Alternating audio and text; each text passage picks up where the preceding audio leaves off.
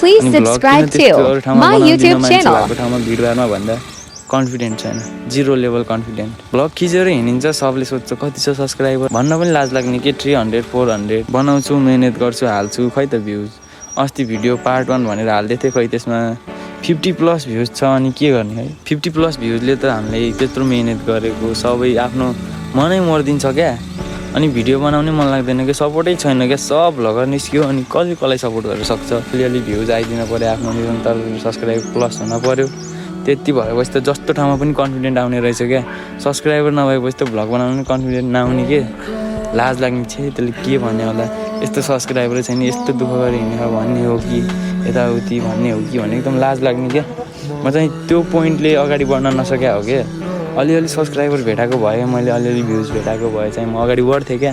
अब भ्युजै भेटाएन, अब म आफै त्यस्तो कन्टेन्ट दिन नसके होला, त्यो मेरै गल्ती हो है।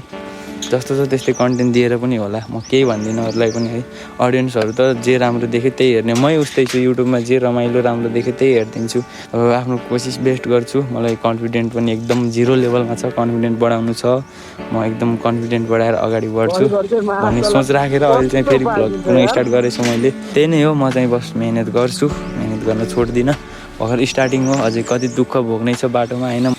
एकलाई पनि यस्तै नै हुने हो नि त, यसले चाहिँ कोन सा कति त हुने होला।